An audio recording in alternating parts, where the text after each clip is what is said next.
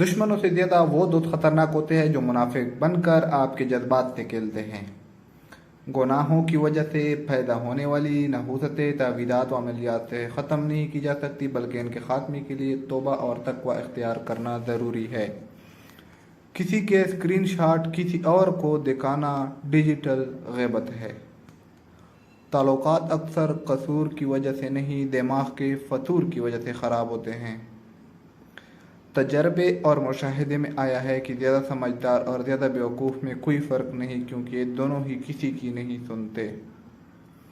اپنے کپڑے اور جوتے کسی خاص موقع کے لیے رکھنا بند کر دے، جب بھی ہو سکے پہنے۔ آج کل زندہ رہنا بھی ایک خاص موقع ہے۔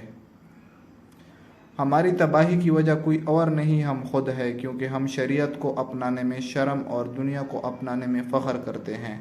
کامیابی دین میں ہے اور ہم اسے دنیا میں ڈھونڈتے ہیں۔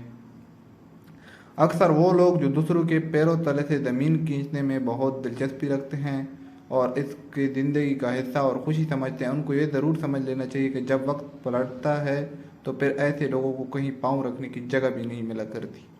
انسان کی زندگی ایک دھوکہ ہے، کب ساتھ چھوڑ جائے نہیں پتہ، مگر اتنا کہوں گا دوسروں کے معاملات میں مداخلت نہ کرے، اپنے اخلاق کو اچھا کرے، بس دوسروں کی زندگی میں آسانیاں پیدا کرنے سے آپ کی اپنی زندگی آسان ہو جائے گی۔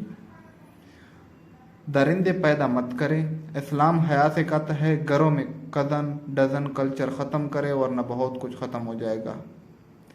جس سے بھی آپ تعلقات ہمیشہ اچھے قائم رکھنا اور بچانا چاہتے ہو تو اس کے نجی معاملات میں گھسنا کو رہنا چھوڑ دیجیے۔ شکریہ۔ سبسکرائب کیجیے چینل۔